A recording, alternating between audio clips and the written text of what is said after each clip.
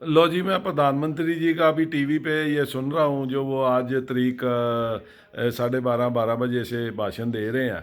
प्रधानमंत्री जी, आपने किसानों को 18,000 करोड़ रुपया दे दिया है। मैं एक व्यापारी हूँ जिसने कमा के सरकार को देना है, तो उसके लिए क्या कर रहे हो? पहले तो मैं ये पूछना चाहता हूँ, आज तो छोटा व्यापारी जो है वो आज टेंशन में है, जो कमा कमा के 18,000 करोड़ भी आपको इकट्ठा जो आपने किसानों में बांट बांट रहे हो, वो हम व्यापारी, छोटे व्यापारी दे रहे हैं। उनके लिए आप क्या कर रहे हो टेंशन देने के सिवा?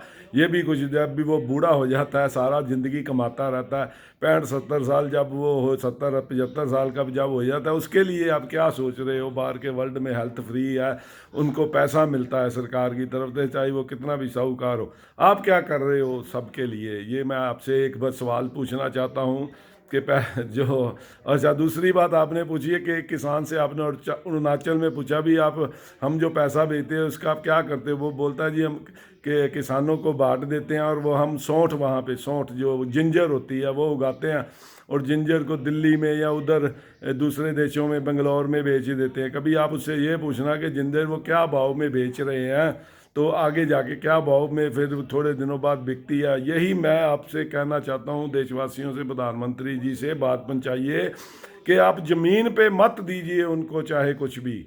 अब जो उसकी फसल जो तैयार होती है, जो वो जैसे जिंजर भी हो, थोड़े दिन पड़ी रहे, वो उसको कीड़ा लग जाता है।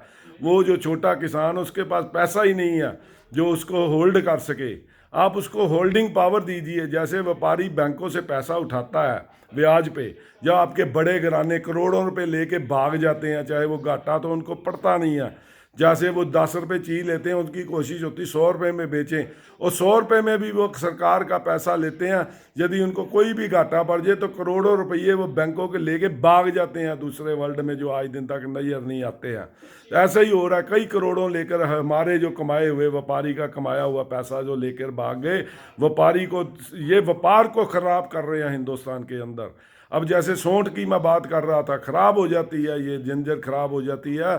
अब आप सीधा किसानों को ज़मीनों पे तो देते हो, आप उनको होल्डिंग पावर पे भी कोई कोल्ड स्टोर बना के दीजिए, उसके वो अपनी फसल रखें, सरकार उनको पैसा दे कि जो जी जितनी आपके फसल आई है हमारे पास कोल्ड स्टोरों में, इसे आपको, जैसे व्यापारी 75-80% ब्याज पे रुपया ले लेता बैंकों के, किसान को भिखारी मत बनाओ। किसान की फसल जो मेहनत से उगाता है, उसके ऊपर बैंकों को कहो इनको 75-80% इनको पैसा दे ब्याज में, ताकि ये भी होल्ड करके धीरे धीरे अपनी फसल, जहाँ पे इनको पैसे ज़्यादा मिले, या 2 महीने 4 महीने बाद ये बेच सकें, तभी ये समस्या हल होगी, आपकी एमएसपी से नहीं होगी।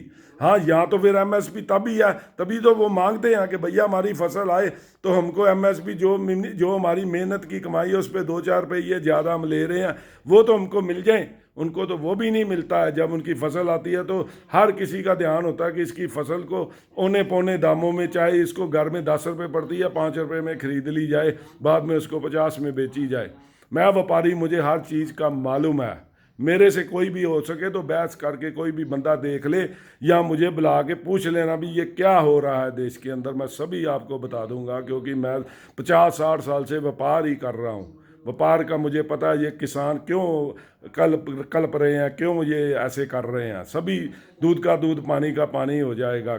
और फिर मैं बोलूँगा कि किसानों को ज़मीन पे मत कर्जा दीजिए, इनकी जब उपज आती है तो इनको होल्डिंग करने के लिए गोडाउन, उनको कोल्ड स्टोर दीजिए, और उन कोल्ड स्टोरों में जो वो जो फसल रखेंगे वो भी व्यापारी की तरह धीरे धीरे 2 महीने 4 महीने 6 महीने बाद जब भाव बढ़े, या जहाँ भी उनको लेकर जाना हो, उस पर ब्याज दीजिए, कम रेट में ब्याज दीजिए, उनको भी पैसा दीजिए 75-80% का, बिल्कुल थोड़े पैसे में उनको, थोड़े ब्याज पे उनको, उनकी जो फसल का उनको पैसा दीजिए, तो ये समस्या हल हो जाएगी। आपसे एमएसपी नहीं मांगेंगे, जो तभी मांगते हैं कि जब उनकी फसल जब आती है तो बेचारों के पास जगह नहीं रखने की, होल्डिंग करने की नहीं, औने पौने दाव में बेचते हैं, फिर वो रो रहे हैं। कृपया मेहरबानी करो, मुझसे बुला के जब मर्जी पूछ लेना क्या है, व्यापार क्यों हो रहा है ये सारा गड़बड़।